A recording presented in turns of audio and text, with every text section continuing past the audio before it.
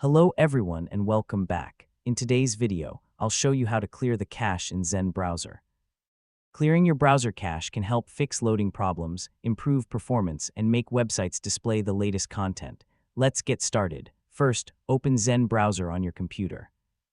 Next, click the menu button in the top right corner and select Settings. In the Settings page, click Privacy and Security from the left sidebar. Scroll down until you find the Cookies and Site Data or Clear Browsing Data section. Click Clear Data or Clear Browsing Data. A new window will appear showing the available data you can remove. To clear only the cache, check Cached Web Content or Cached Images and Files. If you don't want to remove your browsing history or cookies, make sure those options are unchecked. Now click the Clear button. Wait a few seconds while Zen Browser removes the cached files.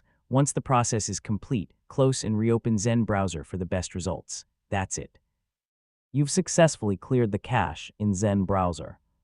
If you found this tutorial helpful, don't forget to like this video, subscribe to the channel, and turn on notifications for more helpful tech tutorials.